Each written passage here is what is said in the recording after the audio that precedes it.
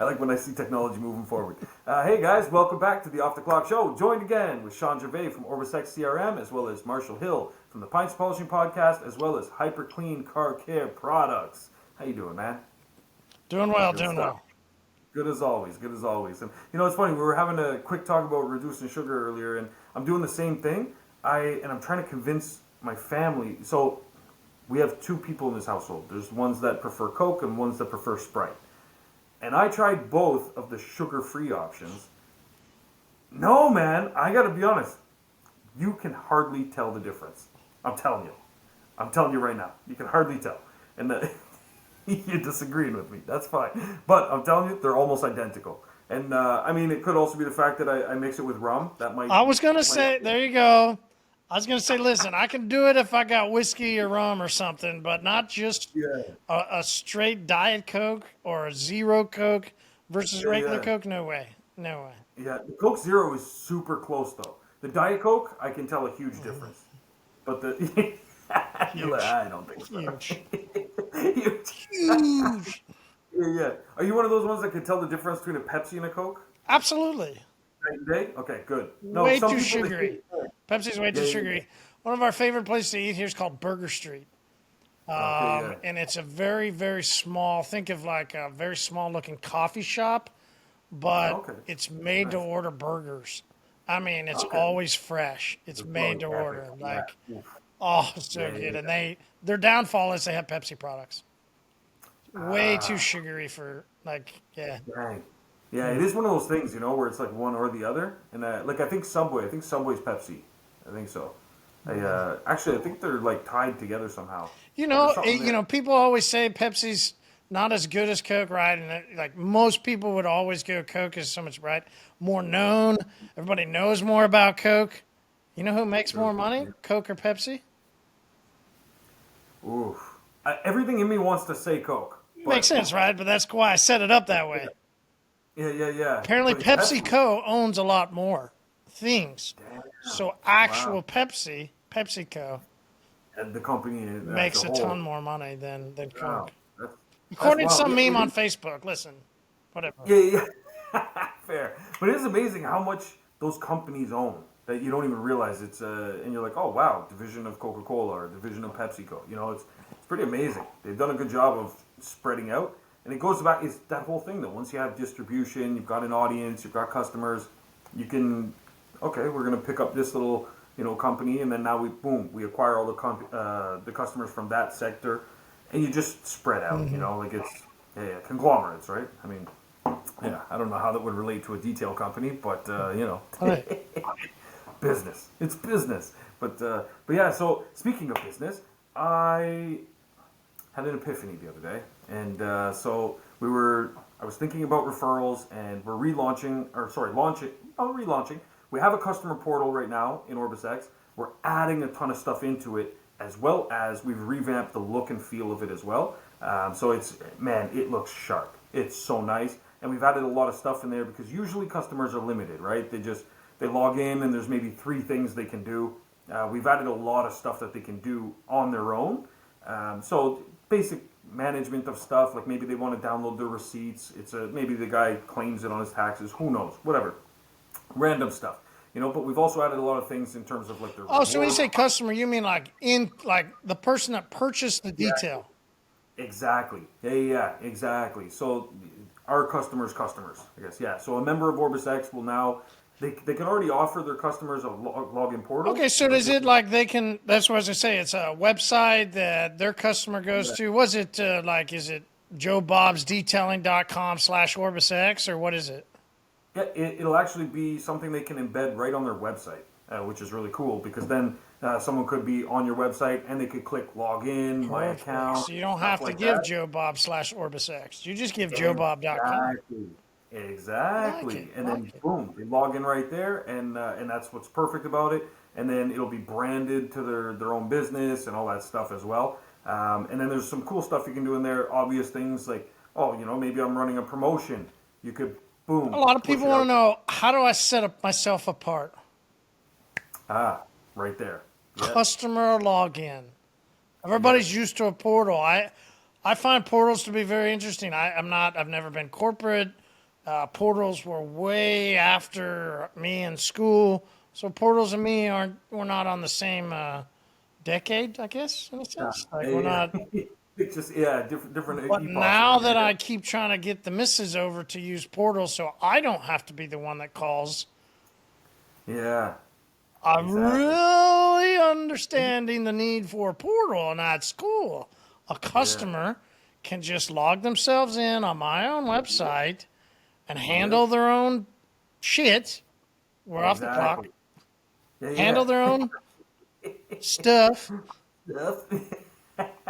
Exactly. And not only that, but we have a lot of members that service dealerships, just like our shop. And what we often find, same thing with the guys we work with, is they just want to send us the details of the vehicle and stuff like that. But they just, the manager passes it to the sales rep and he's like, hey, just get this over to Auto World, And so they'll be able to go in their portal. It tracks back to each salesperson. And then they'll be able to put in, dropping off this vehicle at this time. Boom, goes right to the calendar. What if I don't And have a they'll be website? no problem at all either, because you'll be able to have this. Basically, you'll have a link where customers can go to for that kind of thing as well, and they'll receive an email, so it'll have a link. Click here, and so on and so forth to access it. And on that note, it's going to be slightly different because it's not going to be OrbisX branded.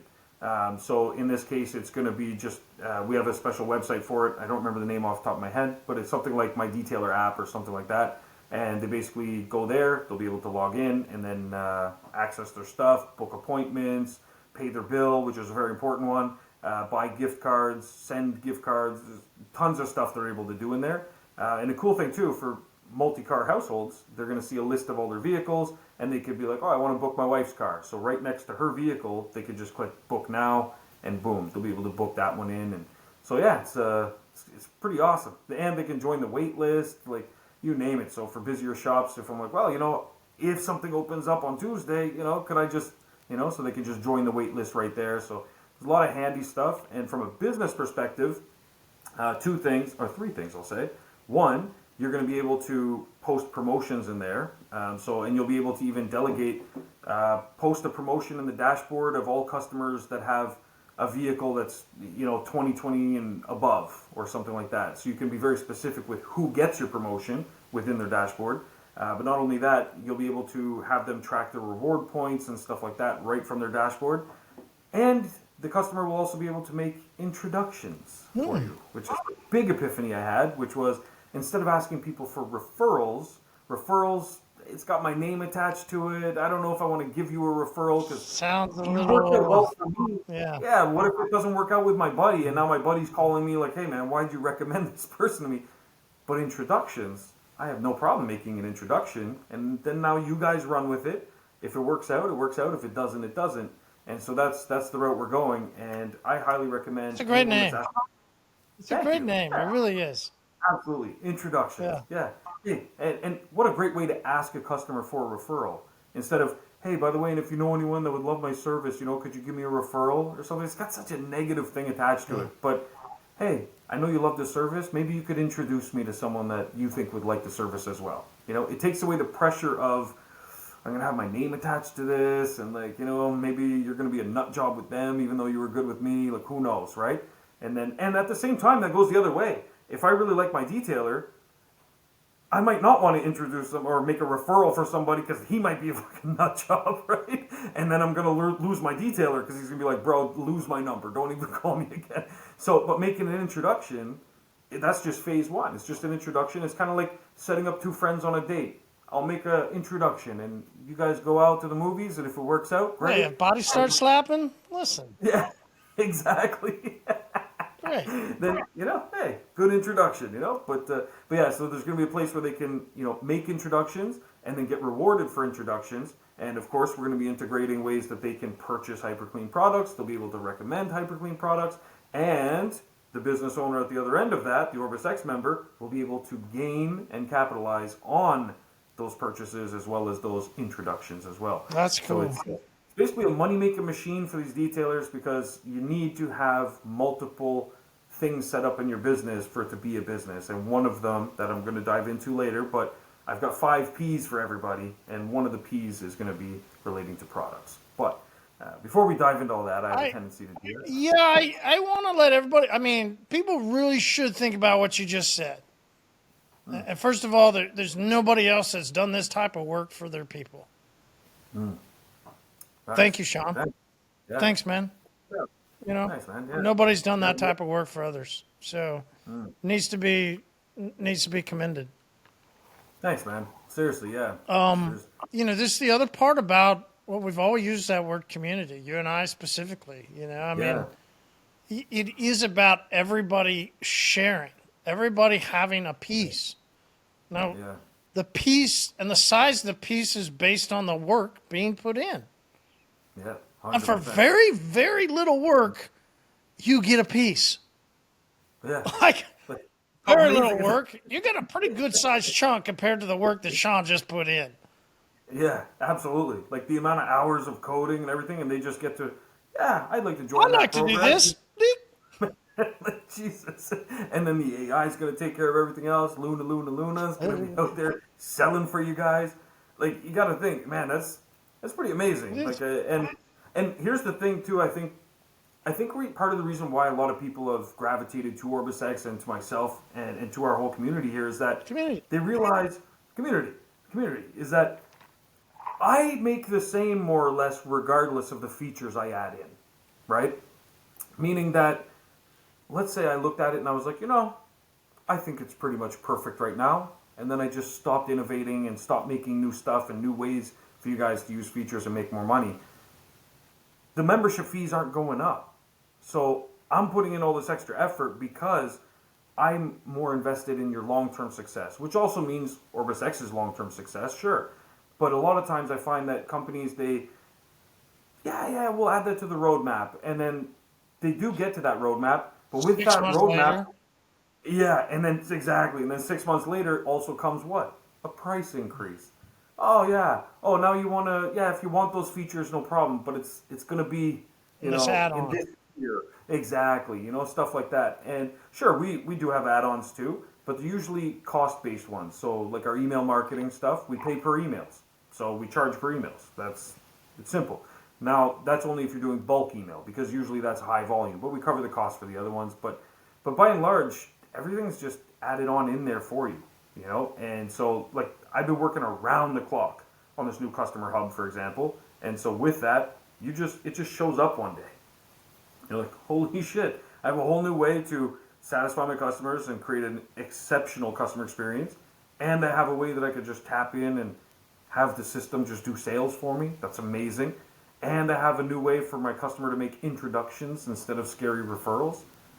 All just included in the price. And I think that's something that many people have recognized, is that they're like, holy shit, Sean puts in work. He puts these bags under my eyes.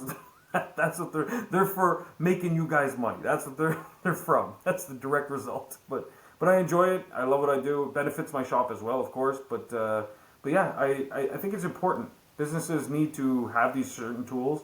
I have a goal in mind of what a complete picture looks like for what they'll need, and fortunately, we can find new stuff that can get added in. So yeah, it's been a good journey. I've been loving it. Yeah. Ooh, other news actually. We were in this month's issue of the SEMA magazine, which was pretty cool. So we're in the Tech and Innovation episode, Tech and Innovation issue of the magazine, which is pretty cool. There's a big write-up there with OrbisX and AI and stuff like that. So that's pretty cool. Check that out if you subscribe to the magazine. We got a couple now at our shop, which is good. Little light reading for people. So it's fun stuff.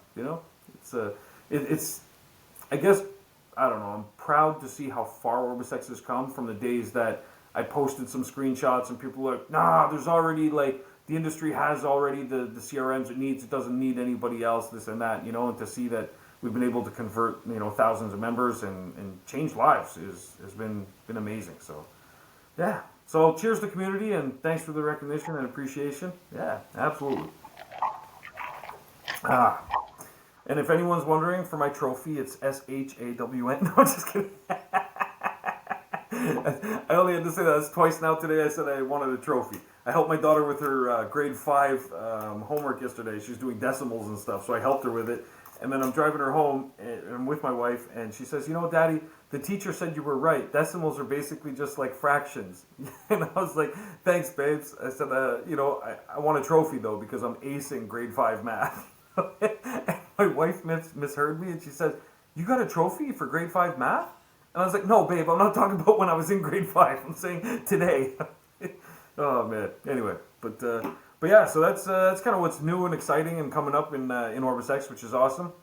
And other things, we finished our beta program for the live chat as well. So that live chat support tool for you to install on your website as well to answer customer questions. We just finished our beta round, which is awesome, and we started getting some people subscribing to it, which is wicked. And we have a big email going out so that it's now leaving the beta phase and going to be open to everybody, which is pretty exciting, man. I'm basically just gifting everybody a 24/7 employee for $25 a month. Like it's like, I think 0.04 cents an hour or something like that. And you have someone that can just answer questions on your website around the clock with your information, your pricing. They can book someone in as an appointment. It's amazing, So it's the cheapest, most powerful employee you'll ever have, right? Like man. Anyway, yeah. So it's Luna's out there kicking ass and taking names. Let's just put it that way. And I'm happy. The beta phase. Usually beta things sometimes are riddled with bugs or something like that. This one literally had maybe 1 hour of support tickets from the beta members, and then after that it was just smooth sailing. So yeah, it's care and attention. It's yeah, I'm happy. But your side, you guys got some really exciting stuff coming up too. So about 10, maybe 2 weeks, not this next week, but the week after, we will release trim cleaner and trim coating. Hell yeah. We think the problem with people's trim work, trim coatings, anything around trim starts with the cleaner. So I formulated, which I think is the most unique trim cleaner on the market. It is a throwback in a sense. Okay. It is a product that we feel years ago was released. We have, Nick and I put our brains together and, because if you do have, let's just say like rinseless, right? The number one rinseless has always been ONR. Right, so you go to that pinnacle and you go, how do we create our version? Right over there is in my mix, my blend, my lab blend, what we feel will be our trump over ONR. So we basically are now taking products that have been in a sense the pinnacle to go after, and we go after them. So trim cleaner, trim ceramic coating, you bet. And then about a month after that, compound polish. And then what I feel is the number one product in the market right now is a one-step. Our testers have already said they don't have a better one-step on the market than what we're going to put out. That's amazing. Yeah, that's amazing. We're attacking 25. Yeah, Jesus, yeah. And we're gonna hit some really great spots. So, hell yeah, that's amazing. Mm-hmm. You mean people shouldn't do just 3 steps all day? Sorry, my bad. I had to. But you know what? You know where I think this stuff really hits home for me is especially the trim side of things. The one step for sure, for obvious reasons. But the trim side, because we do a lot of dealer work, and everyone's going to probably jump right away and say, yeah, but dealers don't care about what's done to the car. No. The dealership doesn't give a shit what's done to the car specifically, but the dealership is always looking for upsells. And the dealership can now turn to their customer, and they're going to say, yeah, we could add that, we could clean and coat the trim, and it's going to be, I don't know, they're probably going to charge $1,100, but they're going to lump it into the financing, and so you're going to pay $4 a month extra or something. That's how they're going to pitch it to the customer, whatever it ends up being. That's how they sell these upsells. And so we make little flyers, and we put their dealership name on the top of it. We get them designed, because the less work the dealership has to do, the more success you're going to have getting in with them, 100%. And we literally print those, and we drop them off even to dealerships sometimes that we haven't been working with. We just show up and we're like, hey, I was looking to talk to one of the sales guys. Oh, perfect. Hey, listen, our printer just finished these. They're hot off the press. I was told to drop them off. That's an important part. We say, I was told to drop them off. We didn't say by who. So our boss told us to drop them off, right? So my staff just goes and says, yeah, I was told to drop these off. And he was. I told him to drop them off. But they assume, oh, you were told by someone inside here. Next thing you know, they go, they're talking about it, and then we do a follow-up. Anyway, that's how we've gotten into a lot of dealerships, that method. Works out really well. Also show up with coffee and donuts. You have to. But schmooze your way in there. Anyway, once you're in there, we jack up the prices on them because that's what they're in it for. They're not trying to sell something for, $40, $100, $200. They want to sell something that's like $1,200, $2,000. So they're at the dealership. They're the ones that are going to charge like $4,000 for a ceramic coating, and then they're just going to send it out, sub it out to some detailer. That's what they're going to do. But that's fine. That's their game because their whole thing is they control the financing side. They get it rolled into the price. Play the game. But that's where, for me, I see that as being a huge thing that we're going to now be able to upsell by way of the dealerships.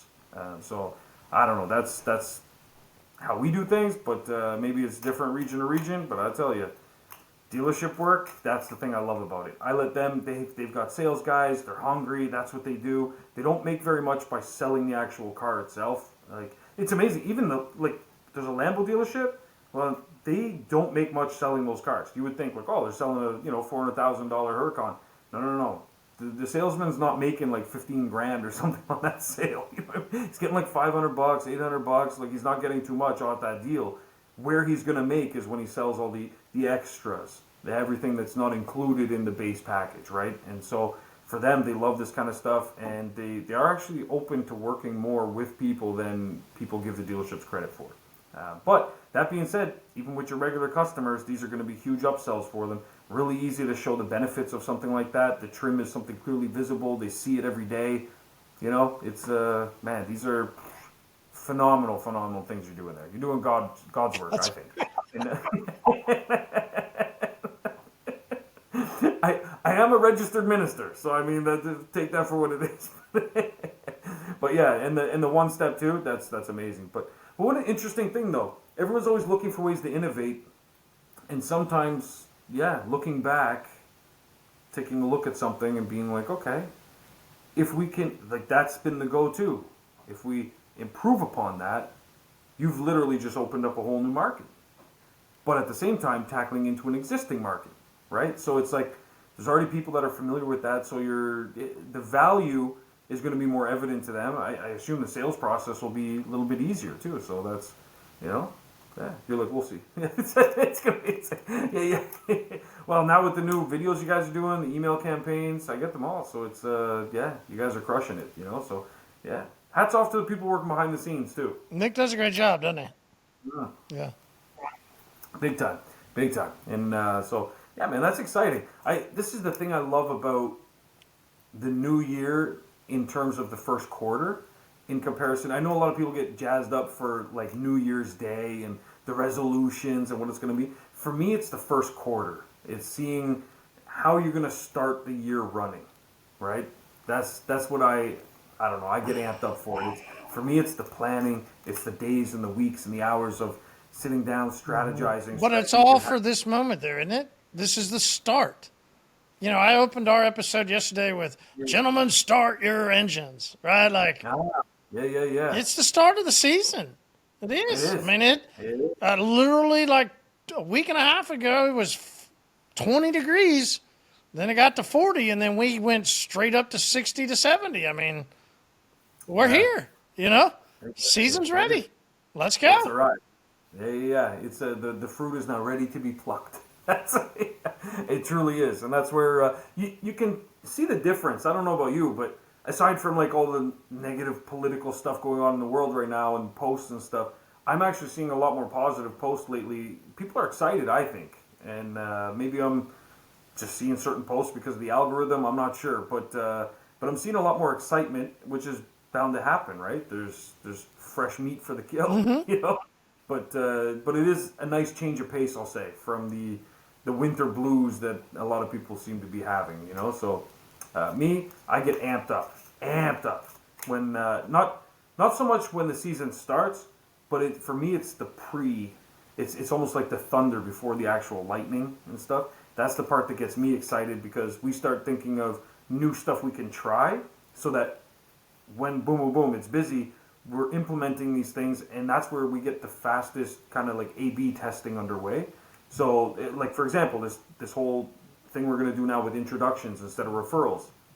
When you have a diminished amount of clients coming in comparison to when it's like full swing, it's harder to see if something's working right away, because you're dealing with less people or something like that, like during holiday seasons. Launching something new and then trying to gauge results from it is more challenging than when it's, you're in peak season and you can test something out. Like usually we do 25 to 30 cars a day. Peak season though, that'll jump up to like 45, stuff like that. And so we get so much more interaction with customers, and we can see how literally in a day we'll be able to see how something before would have performed in like a week. So it's I don't know, for me that's the exciting thing. Things are just moving fast. Yeah, I love it. But it did have me thinking about, I was in talks with someone, mentoring them, I guess, in a way, but they were asking me, they've been in business for 4 years, which hats off to them. That was impressive. Most people don't make it past a year, 2 years, something like that. So 4-year mark was good. Steady trajectory of growth, and then started to plateau. Plateau is not bad. It's not horrible, I should say.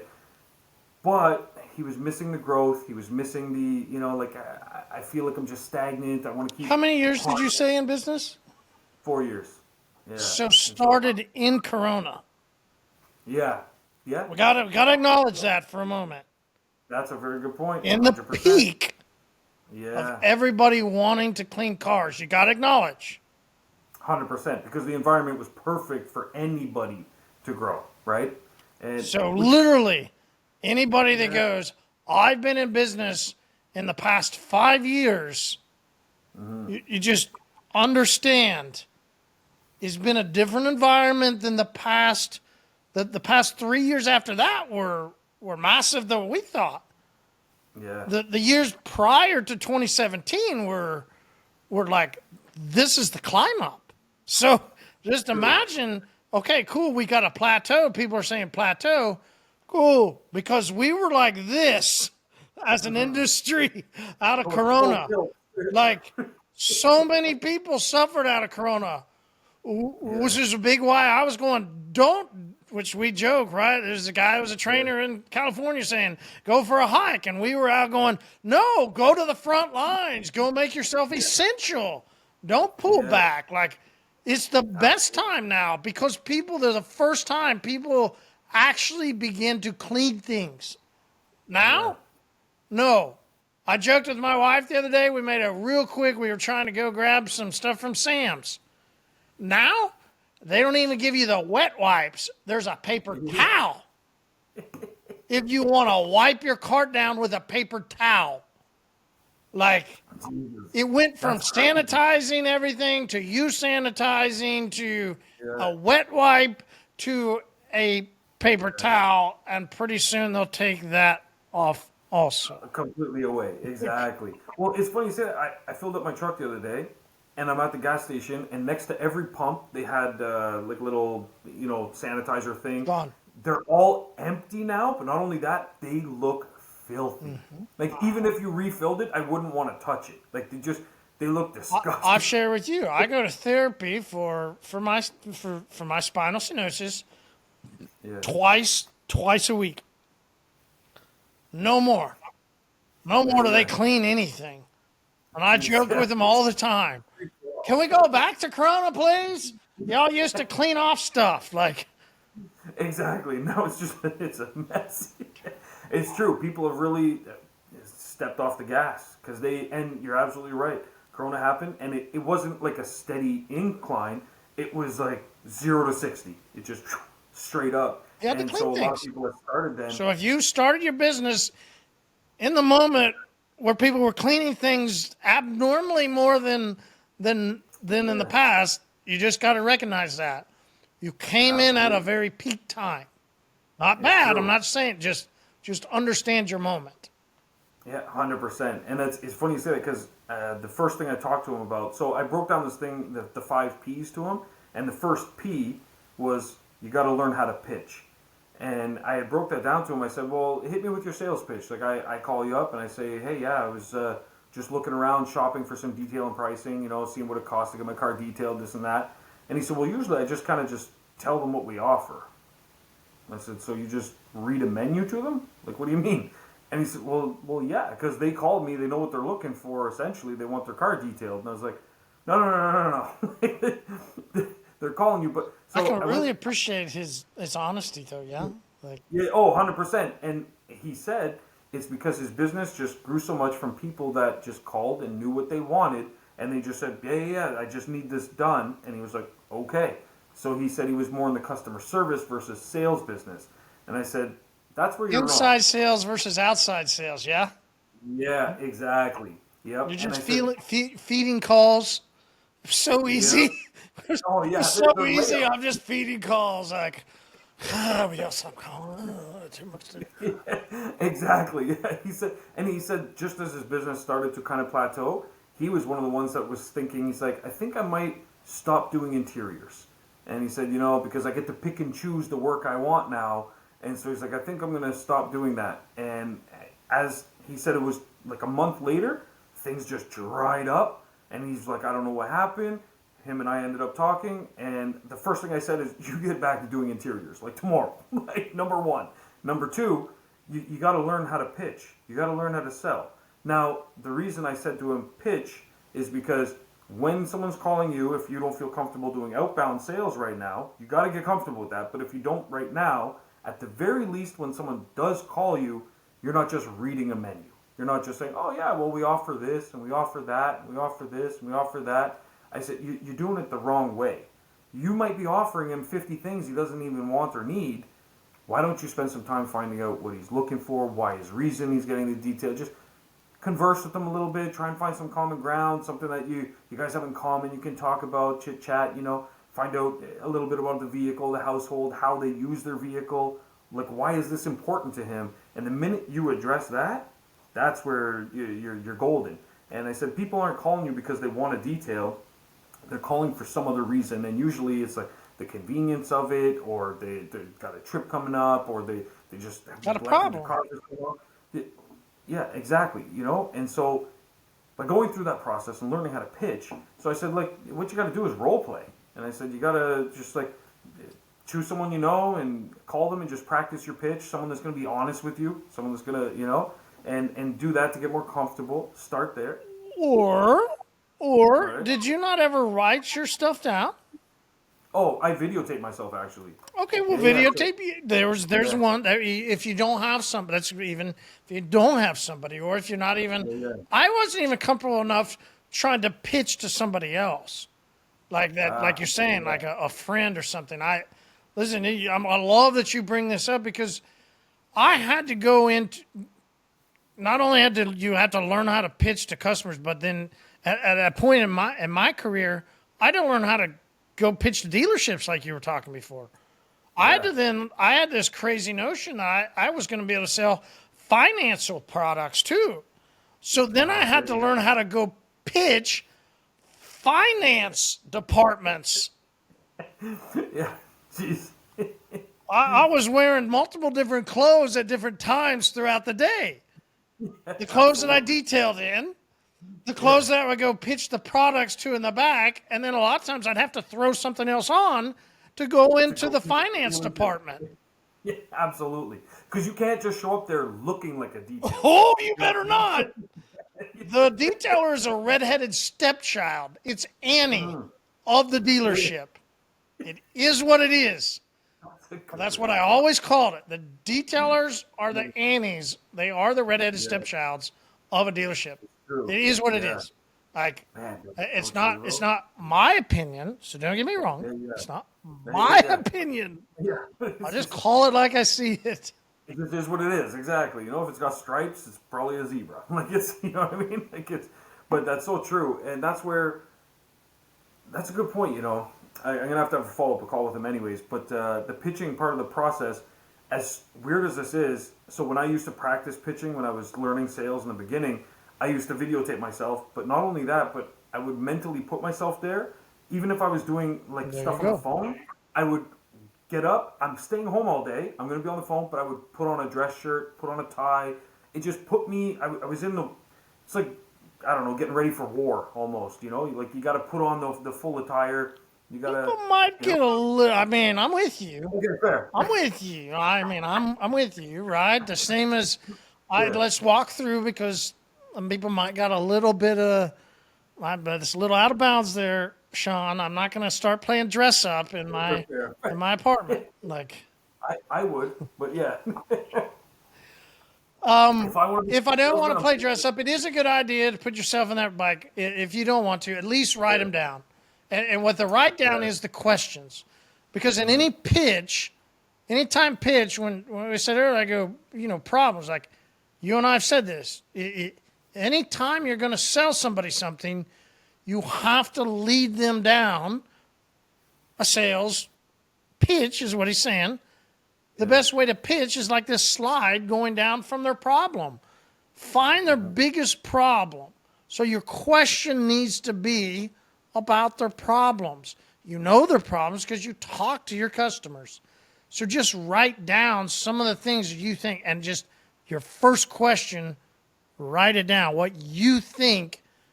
And maybe that question is, sir, ma'am, okay, thank you. I understand you have this Lex, you're right, don't go into the first question should be the Lexus or what's your driving habits or all that shit.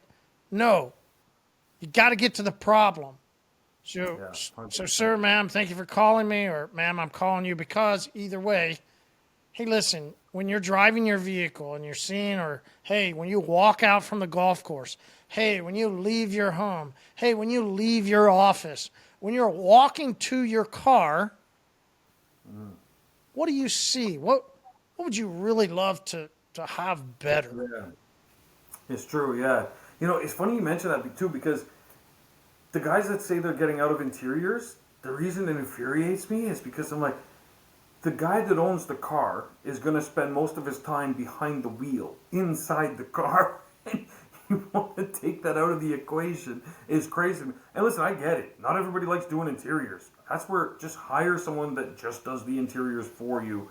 They do a good job. You pay them well, and now that's So maybe your still on question lot. number 2, right, is great. Well, once you're sitting behind the wheel, right, once you open up the door and then you go get in your car, what would you love to have better about that moment? Yeah, absolutely. Maybe they say smell, maybe they say looking at my glass, maybe say the dust, right? Then maybe say just, right? The best are the people that go, oh, it's just filthy. Yeah. They're like, love those people. Oh, 100%. Because the ones that are actually filthy, yeah. they don't tell you yeah. that. Yeah, they're not gonna. No. You're not. They never say it's filthy. But the ones that go, I sit down and I look around and I go, oh, this is filthy. I got to get this clean. Love those people. Yeah. You want more of those people. 100%. Usually they maintain it to some degree themselves. It's just mildly dirty. To them, it's filthy. But when you look at it, it's like compared to what you've probably seen as a filthy vehicle, it's nothing. You know what I mean? And like we have a guy comes every Friday, no joke. Every time he comes in, he's a regular. Every time he comes in, staff will be like, "You sure he wants it clean? Was this done See, yesterday?" there you go. Yep, that's the way I know. no. Also, and I say this to I actually joked about this. So, a lot of the vehicles we have to do test stuff on here at HQ is from a buddy that owns a body shop. So I go over pick up cars from. It's his employees, not his customers, right? And so it's regular cars and regular people. And we were sitting around, afterwards. I'd take one back, and we were joking. So there's a guy that has, and we were talking about his car versus the other ones. And it was like, you are the guy that I'm always more concerned of why you would want your truck cleaned. But he's he's the guy that, though, if I'm at the car wash or when I've been at places, he's the guy having the mobile service or being at, the auto spa at the mall where we had valets at the mall. Like any of those moments where somebody goes, the same thing that he said, oh, it's just, but you look at the way they're dressed, right? If you're seeing in person or if you've talked to them over the phone, if you can understand, it's just filthy for them. And I go, It's true. yeah, but you're a clean person. Mm-hmm. That was an insult to the other guys. I get it. Yeah. I get it. But between everybody that was there, he's the number one customer. And that's why I tried to explain to him. It was hard for them to understand, but it was like, but you don't get it. To you, it was bad, but you're the guy that we would love to clean. I was just always anxious about why you would want it clean. I was always nervous about why you wanted it clean, but you're the best customer that we could ever have. 100%. All right. And you got 5 Ps? You said you got... Yeah. Four more. All right, we got to get going. All right, we're 40 minutes in. Yeah. All right, they're quick. so, okay. The 5 Ps I went over with them. The first one was pitch, right? You got to learn how to pitch. Which we could have gone on forever. That's why I was like, do we need to go there to 4? We got more to talk about on the pitch if you want to, Absolutely. So the pitch leads into the second P, which is you got to publish content. And I think that's pretty clear, self-explanatory. Everybody knows you got to publish content. But what I explained to him was that publishing content, initially you're going to be like, well, what do I publish? And that's where I said, practice your pitch. So that's what you got to do. Put out content that practices your pitch. So your pitch isn't supposed to be generally selling. You're not just like, so do you want to buy this now? Are you ready to pull the trigger? No, it's about building the value. That's what your pitch needs to be. And so that's what your content needs to be as well. So when you're publishing content, publish content around building value. If you're not sure what the problem is, create a problem. Because there's going to be someone out there that has that problem. Create that problem and then solve that problem by way of your pitch. I want to pause on what you said there. If you're not sure of what their problems are, I want to pause and I want to jab back in a sense of sparring with you, Sean. All right, fair. I don't want to give somebody an excuse. I wanted to say you should know. I mean, I really like. I had to think for a second. Like, no, I always tried to know what but I didn't know we didn't have people like you and me that could explain it this way. So I didn't know it in a find your customer's problem. I just inherently wanted to understand, why did you need your car cleaned? Yeah. What are you trying to solve here? And then that'll go into, okay, I can solve that into this package. It's $35. Is that what you like? It's $85, right? The next thing, they always want to know how much it costs. So, okay, what's your problem? And then, okay, it comes into this. Here's how much it costs. So if I'm going to go and say content, I think, and one of the things we're showing a lot more, which you'll see, I said earlier, Nick's doing a great job. He's spending a lot of time on this too. He's just showing cleaning. He's just showing, hey, here's this and here's that. And that's where I think maybe some people should get into, of just some post of not over-hyping how great you did. Just, this customer had some dirty seats. Look how great we did with them. Boom. Yeah. Simple. People do love that. It falls in the realm of like ASMR type stuff. People just love watching stuff get cleaned. Well, okay. So if you're going to say post content, you're also going to say that people should do some homework around knowing what to post. Yep, so 100%. You should adapt into some different styles that you post, or you should go search out different. One of the best things now is a carousel. So instead of doing we used to joke about the people about the 50-50 always doing the same thing over and over. Well, okay, the adaptation of being able to see here was before and then scrolling over to it keeps them more like. Then you could put something into the next carousel. There's different ways of doing and adapting into. You have to post content. The way to build up your pitch, hey, look at this customer's vehicle that had this, this, and this. Here's how we resolved it. If you're somebody that has this problem, here's our, link. Here's our this, link in bio, whatever you want to say.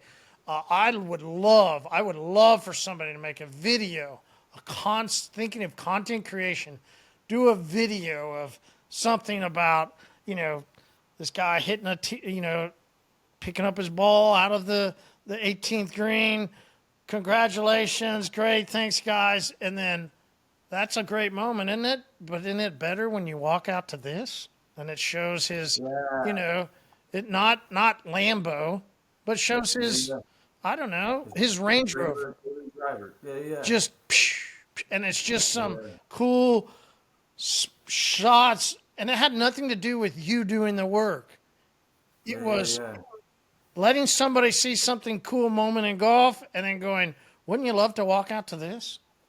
Yeah, That's 100%. content. It is That's because content.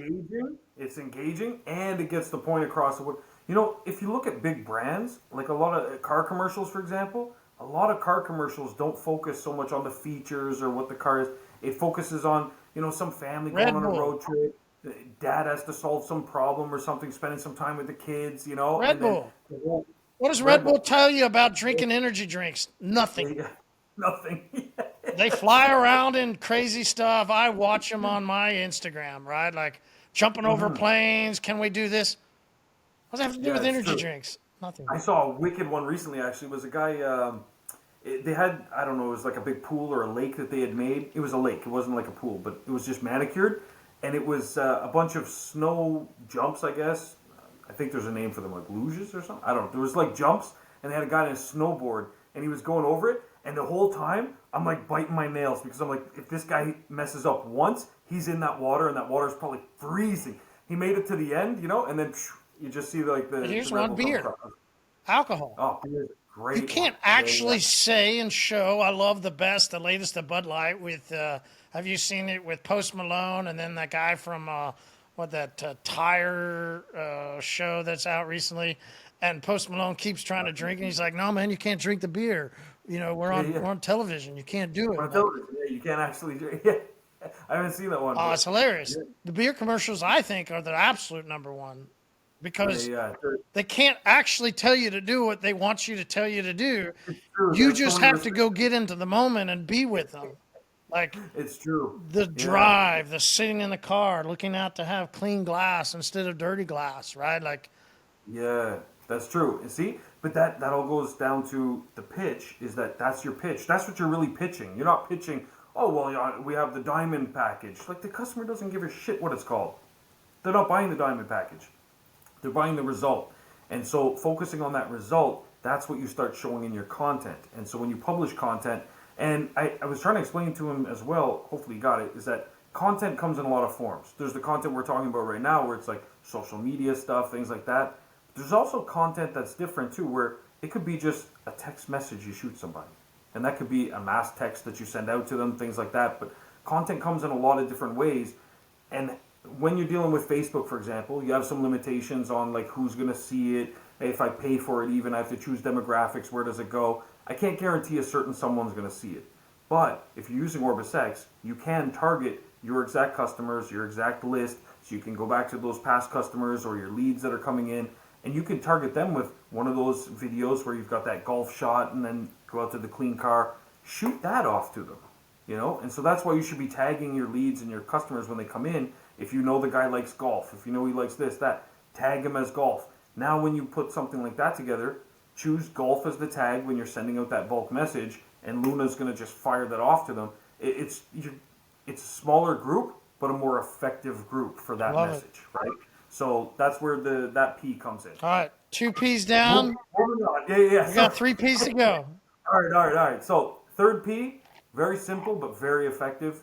Part of growing a business, as I explained to him, is building that recipe where it's not just, okay, so you have an established business, meaning that it's registered. Okay, great, good for you. But like we said, you came in during a time where people were literally just throwing away their money. Like I just want my car clean, take my wallet, charge me whatever. That's the time he started. So the plateau is because he didn't set up all the other components of the recipe for a lasting business, that durability, right? And so the third P is products. Every business out there that's service-based has to at some point get into the product game. You have to. And does that mean that you're going, oh, well, I guess I need to make my own window tint film? No, that's not what I'm referring to. What I'm referring to is that you're a business that's offering a service likely using products. So you've got to now somehow incorporate those products into a sale with your customer in between visits of your service. And that's true of so many different things. I see it with even restaurants. Restaurants sell you a product in terms of the meal you're eating today, but so many of them have gravitated to the fact that we Chick-fil-A. use a certain hot sauce or something. Exactly. They gravitate into the product game because you need to have both. So in between meals, when you're not eating here, you're going to eat at home, you can now use our sauce. You can now use our steak seasoning. You can now use this. You have to transition to build a lasting business into a mix of both. And so that's where products, and this is now introducing HyperClean, that's something that, forget introducing. It's a referral. I can vouch for it. Okay. So, HyperClean offers you that opportunity that's perfect because you have a team that's working on this product. You have a team it's made in the United States. You have a team you can work with. You can get support in the United States, and you can work with people. You're not having to deal with some, different time zones, some offshore company, things like that. You're dealing with someone local. You're dealing with someone that has the experience in the industry, someone that understands your business, and you're dealing with products that work. You have those three magic components. And the fourth one, you have the opportunity to become a distributor. You have the opportunity to make money off those products as well without all the overhead and without all the sleepless nights of, mixing formulas together and figuring out what product is best. You can take advantage of that and the brand awareness, and you can integrate that in your business with your OrbisX account as well, and you're able to now sell that to your customer in between service visits. So that's the other component here, because your customer, the goal should be, hey, we see this guy once a year. How do we get him in twice a year, 4 times a year, 6 times a year? But in between those visits, there's still a time frame where the car's going to need a little upkeep, little maintenance that the customer might want to do. Maybe he's not going to do a full detail, but he could use 1 or 2 of the products he likes that you recommended. He can maintain his vehicle in between his maintenance visits. So to build a durable business, you absolutely have to introduce products, 100%. And if you have a chance to use something that then you could, introduce to somebody else, and you go, listen, glass cleaning, it's been difficult in the past. Oh, yeah, right? Everybody's going to say, hey, what do your windows look like at the house? Hey, what do your mirrors look like? Yeah. Any of that. It's a glass cleaning is difficult for everybody. Yeah, that's true. Yeah. Everyone that is using Glass Cleaner 2.0, they're raving. There's no question that there's ever going to be a better glass cleaner that you can use. Our glass cleaner, you use it and then go have your customers use. What else could you ask for except the best layup that you could? Glass cleaning, one of the hardest things to do. Here's a layup, missus. Talk about you say introducing somebody to something. What does that do? Hey, you want me to solve the biggest problem you might have in your house? Like, seriously, yeah. It's, on that note, because of the glass in the house, so recently I was thinking about this because we're renovating that property I told you about for the Airbnb. And I thought about this and I was like, imagine you just went around to different Airbnbs and offered them a glass cleaner, offered them a ceramic coating service for the inside. Because like me, I'm looking at it, I'm like, I'm ceramic coating everything I possibly can inside the house, number one. And number two, I got to make sure that the mirrors, the windows, everything is just super clean because we want to get, good ratings on Airbnb and so on and so forth. So I want to use certain products, obviously. So imagine you have this hyper clean lineup, the Airbnb kit, and that could just get dropped off to homeowners. Like this, I was thinking about it the other day. There's so much, right? That's the point of why I wanted to say earlier, if guys could understand how much you created for them. Yeah, it's wild. It really is. And that's where both of us together, like what we've offered to them is crazy. Because, you're a little slow in the winter? No problem. Go to Airbnb, look up some local listings that are around you. You know what I mean? Reach out to the owners of them and be like, hey, da-da-da-da-da. And then maybe even offer them something where if they introduce guests by way of a little coupon code or a QR code in the Airbnb. If they're nervous about that, they could probably just ask Luna. Yeah, 100%. Should I do this? How should I do it? All right, 4th P. Okay, yeah. Sorry, I know. So 4th P, profile. So your profile is important. Goes back to simple things like going to the dealership. So selling there, got to dress the part, all that stuff. But you're also walking in there as a nobody. When customers look up your business, when they call you, things like that, you might be a nobody to them. And that's why a lot of successful business owners that you see start to involve themselves in the community in some way, whether that community is local, regional, national, global, online, whatever it is. successful people build up their profile. I guess I was thinking for a second your profile. Let me think. Let me go for a second even more. All right. Your profile's in the way you dress. Yeah. Oh, that's a huge part of it, though. 100%. Yeah, that's what I'm saying. When you said profile, that's what I thought of. Like, I immediately thought of the profile of the way you dress. And I really would ask people to kind of take their own personal style out of that. Yeah. And get a uniform. I mean, you probably see every time we record, I wear the same thing every day. You buy 5 or 6 of the same pants that you like, buy one that you love, and just buy 5 or 6 of them. And then just buy 5 or 6 of the same shirts that you love. Just keep washing them every 3 months, change them out, get another one. Like, it's a very simple life, and you always wear what you want to wear, and your profile, the way you appear to others, it's very clean, very simple, and you like it because you enjoy wearing it.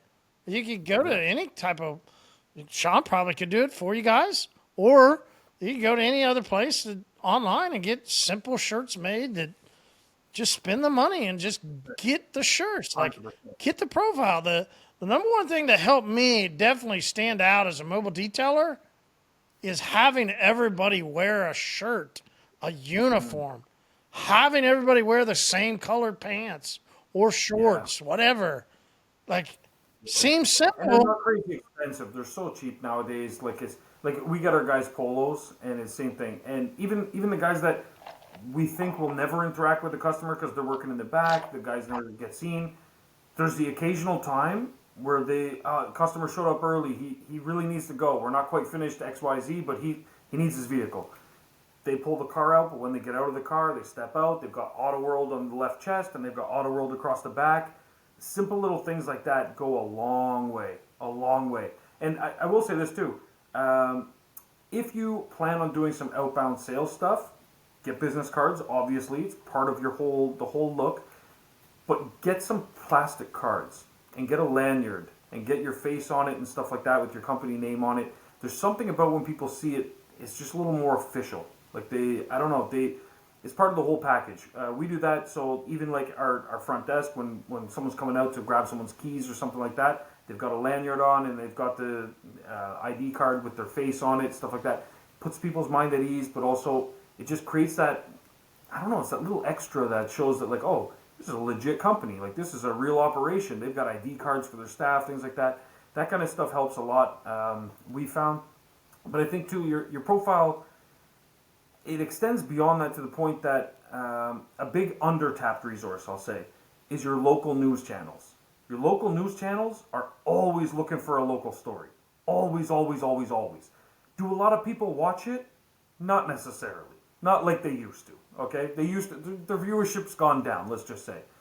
But putting on your website, putting on your flyers, putting on your postcards, putting a sign in your office, waiting room, all those kinds of things saying, as seen on, here we have a channel here, saying as seen on a channel in the morning goes a long way for credibility. Remember we talked about top 100.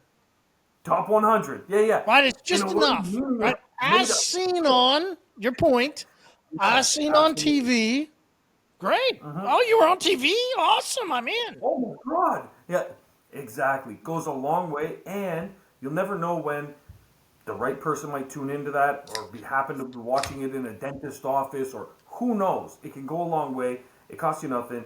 And oftentimes you can get the raw footage from them, and you'll be able to use that in your social media posts and stuff like that. So it's an asset now for your future content. But building up those relationships with news people, publicity around you, guaranteed there's a local news station. If you find that one's difficult to get on, then reach out to the local universities. All of them. Across North America, all of them have a radio station of some kind, something like that, right? There's ways you can get on these different stations. I haven't listened to, the radio in quite some time, like the local radio. But if someone said, like, as featured on CKCU FM or something, I may be like, oh shit, no way. It's not for the actual moment of being on the radio. It's just to put it in a sense, exactly. This is the badge you would actually want to wear. Would mean something. Yes, those are credentials that you would actually want to hang on the wall, 100%. So like for us, for example, we, by some clever maneuvering, I'll say, I was able to get our logo on the Canadian bobsled team. So I got it on the bobsled, Auto World, right there. And that was, oh my gosh, we're going back, not the recent Olympics, but the one before that. So we're going back a few years. But anyway, I got our logo on there. Was I hoping that someone watching the Olympics would be like, holy shit, look at that, Auto World, I need to go get my car detailed?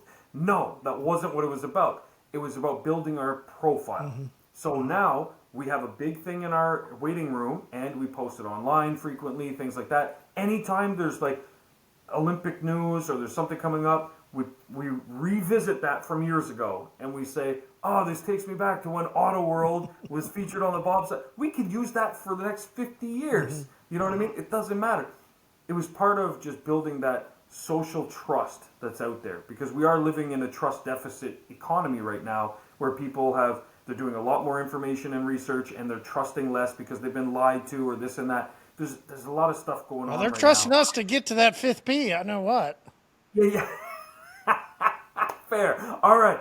Fifth P. We'll dive right in. All right. So the fifth and final P is profit. No, I'm just kidding. The fifth and final P is partnerships. Every business goes through an evolution of things, and where it reaches its pinnacle is when you hit partnerships. You absolutely must, as a successful business, partner with somebody. And doesn't mean you pull in venture capital. It doesn't mean I need an investor or something like that. That's not the kind of partnership I'm talking about, although that could be an element of your partnership. The partnership I'm referring to is working with other businesses around you to further your growth, their growth, and your communal growth. Hey! Community! Hey! Exactly. Jeez, whew, that Coke Zero is really tasting like rum now. So partnerships are important, and it's part of the reason why OrbisX, as it's grown, has taken on partners. So we partner with Marshall, for example. There's a reason why Auto World, we've taken on partners. We partner with some of the barbershops around us, the nail salons. We partner with various little small supermarkets, I'll call them, I guess, like family. They're not big chains, mm-hmm. but they're small supermarkets. You can buy stuff there. Places that our customers will visit. Places that people that haven't heard of us before will do business with, because we want them to make introductions. And vice versa, we want to make introductions. Now it goes beyond that as well, where oftentimes we can utilize their services too, and they can use ours. So one of the barbershops that we partnered with, we actually detail all of their customer cars, because while they're sitting in a chair getting their hair done, might as well get their car detailed as well. So we partner with them, and as a result, we also take care of all of the staff vehicles, the owner's vehicles, so on and so forth. In exchange, we send people there, hey, you're getting your car detailed, and if you want, we work with the following companies, da-da-da-da. We have a whole pitch around it, and they can check them out while you're waiting. That's what our thing is literally called. We send them a while you're waiting message when they drop their car off, and they can go visit one of our partners. A way that I found a partner with was with, if you go to big skyscraper buildings where a lot of businesses have employees inside of buildings, those are usually run by a maintenance service, right? Like the owner of the building usually contracts the maintenance and the maintaining and keeping everybody happy to a company. Yep, 100%. Those companies then have, just like what you're talking about, preferred vendors. Yep, absolutely. Yep. Great people to have a relationship with. Yeah, wouldn't you want to be one of the preferred vendors? Absolutely, 100%. You know, it's funny. We print the Ottawa Senators, our hockey team here. We print their business cards, their flyers, brochures, coroplast, all kinds of stuff. How we got them as a customer was, believe it or not, from another print shop. Because we're one of their preferred vendors, we work swap. There's things that we do that they don't, that we specialize in and they don't, and vice versa. Instead of me going and buying the machines, someone might look at it and be like, they're your direct competitor. You know, why would you partner with them? And it's because they have no interest in taking on some of the products we print, and I have no interest in taking on the products that they print. So for example, they love doing mugs and apparel. We hate mugs and apparel There's 1,000 different types of shirts you can buy. You want different print locations, the left chest, the side of the sleeve, the back, the collar, the tag. I don't have time for all of that. We partner with them. They love that stuff. They love printing mugs as well. We used to have a mug press. We got rid of it. Reason being, you order in some mugs, and first off, they're fragile, so they're difficult to ship. They're expensive to ship. People don't want to pay more than what they see a mug costs at the dollar store. And so they break and all kinds of stuff. Anyway, long story short, we let them take care of the stuff that they specialize in, the stuff they love to do. They get a call, Ottawa Senators, they say, yeah, we want to get some stuff done. It's not really our area of expertise, but we have a preferred vendor that we work with. We'll connect you guys together. So they made an introduction. Now we handle all the printing stuff. At the same time, when they ask for us for something like, hey, we're doing a promo, we want some mugs. No problem. I'll connect you with one of our preferred vendors, and it goes back and forth, right? It's a way you can work with the right people to get things done. That doesn't have to be with a direct competitor. It could be with someone in a different industry. But ultimately, to grow and scale, at some point, you've got to entertain partnerships. You absolutely have to. Whether it's in the product sphere or in the service sphere, you have to entertain partnerships because it's a constant source of new leads coming into your funnel. It's also a way for you to upsell additional services, and it's also a way to kind of play nice with those around you, which is important when you're looking for new introductions and when you're looking for new opportunities. You'd be amazed. It could be something unrelated that you're not even thinking about. Maybe you're mobile, and 4 years from now you decide you want to get a shop. Maybe one of the guys in your network that you've now partnered with in some capacity says, oh, you know what, my brother-in-law, he's got a building, a warehouse that he's actually looking to rent out. He's going to renovate it. Boom, now you've got that in. You build your network, and that will determine your net worth 100%. That's why partnerships are important. But if you follow those 5 Ps, you will get the big P. Pause. You will get big profits. Just realized, yeah, that might have, that's off the clock, fuck it. Yeah, but you'll get big profits if you follow those 5 Ps. And that's what I laid out for this guy. And I said, listen, during their call, I said, you didn't really build a business per se. You just serviced customers. But while you were servicing them, you were too busy to build the actual business. Now you've got to focus on being strategic and doing things in a certain way so that it's building a business so that you can climb. If not, you're just going to keep grinding. You don't want to do that, do you? You do not want to keep grinding. If you grind something too long, eventually there's nothing left to grind. Yep. That's what happens, But if you climb, you're either going to reach the top, and you're going to be the top of the top, or you're just going to keep climbing. But climbing, it's always better than grinding. It's always more, 100%. Yeah. So keep climbing, keep building, and follow the 5 Ps. I think. Are we on next week, or are you in Mexico? So I will be in Mexico, and I'm just waiting to see, because we land, I'm leaving tomorrow, so I think I'll be flying out the day after, so we could record an episode in Mexico. We could do a Mexico episode. All in Spanish. Yeah. Let's go. Well, hey, muy bien, okay, es suficiente para mí. Claro, pero, lo siento, sorry, English. For now. Yeah, that's what we'll do. You do Portuguese, and I'll do Spanish. And we'll, you must speak some Portuguese now, no? Dude, I've studied 8 years of Spanish in Oklahoma education. Oh, okay. Well, Arkansas education for 2 years of college. Oh, okay. So between Oklahoma and Arkansas education... Yeah, you got... You're fluent, you're bilingual, yeah? That's You don't know about Oklahoma and Arkansas, do you? No, I guess not. So Oklahoma, I think, is 48th in education. No. Arkansas is 49th. I think Mississippi's 50. Out of how many? 50. I know. 51 now. But no. Jeez, wow, that's wild. I didn't realize. But I guess... Great things come out of Oklahoma. Yeah. That's... Oh, man, that's crazy. I'm wondering now. I'm curious, actually. I'm going to go look up the Spanish-speaking population size in Oklahoma versus the Spanish-speaking population here. So we actually have a pretty big... Like, I can go to a grocery store I would be interested in that. I mean, population-wise, you already get us. I would go percentage, Percentage. not That's all the percentage. population. You probably already Yeah. get us in population. Yeah, But fair. percentage, I'd be interested. I really would. I'm gonna check that.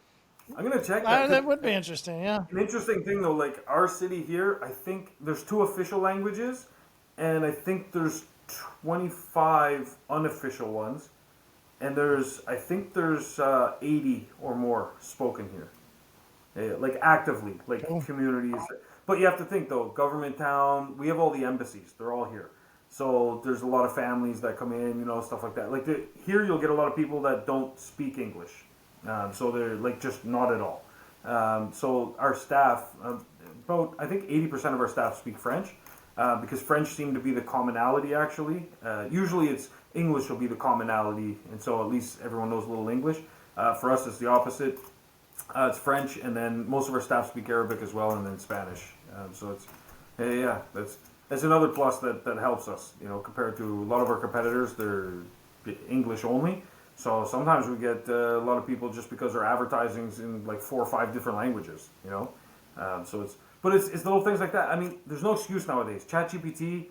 I closed the lady earlier. I don't speak French, but I closed the lady earlier because she was writing in French. And I happened to be the one that got that email, and so I was like, okay, I can handle this. I just went to ChatGPT, copy, paste, translate, and then I wrote what I wanted in English. It translated to French, sent it back, and anyway, she's booked in for Thursday. So, it's, just use the tools that are around. You know what I mean? Like it's pretty simple stuff. But yeah, I'm gonna look up those percentages, and I'm gonna see. I'm curious now. Yeah, it's watch Oklahoma has like 10 times the amount. That'll blow my mind. But anyway, cool. So yeah, so we'll do an episode for Mexico. Blow your mind. Yeah. We're one state above the border. Why would it blow your mind? It would blow my mind because I feel like we have more. For sure. You don't think so? I mean, if you were closer to France, I would imagine you would have more people speak French. You'd be surprised. And you're right. I would be surprised because Yeah. I think a lot of people should say to me, well, hey, dude, there's more people that speak Spanish than just people from Mexico. Yeah. 100%. A lot more people. A lot more people. Like here, for example, we have a huge Colombian and Cuban community. And so that's where... But here people speak 2 languages. That's English and Spanish. Yeah. So, yeah, that's true. The thing I would be interested to know if that percentage, what that is. Here's what will throw off our percentage, though, is that we also have a huge Lebanese community. You can't say that. Throw off. Throw off. You already said you already got it. Now you're like, well, maybe. Hold on, let me rethink this. There might be some numbers skewed somewhere. You are a politician by heart, aren't you? Sean Gervais, 2036. Here we go. Until I started remembering how many shawarma shops we have here.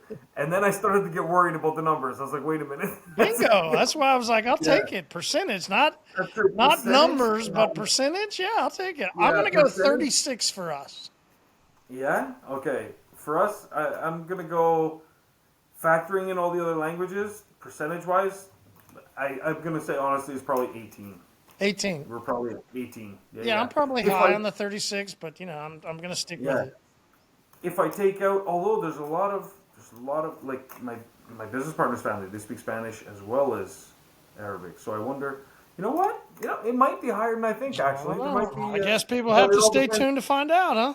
Yeah, it all depends what people record on the thing too, right? It's true. I'm gonna check it out though. I'm interested in that. I love statistics. So all right, cool. But so guys, listen, go practice the 5 Ps, implement them in your business, absolutely, and definitely check out the new customer hub that's going to be launching, and you will be blown away by what it's going to do for your business by making more introductions, allowing you to complete the 5 Ps by helping you with your sales pitch, because Luna is going to be pitching to them right through the customer hub by way of you, as well as being able to offer selling products, which once again, you absolutely must gravitate to, just like the restaurants. So, cool. So next time we see you, I will be in Mexico. Awesome. Margaritas it is. That's it, man. Tequila all day long. Margaritas, Bahama Mamas. Let's go. You got it, baby. All right, man. We'll see you. See ya. Thanks. Cheers.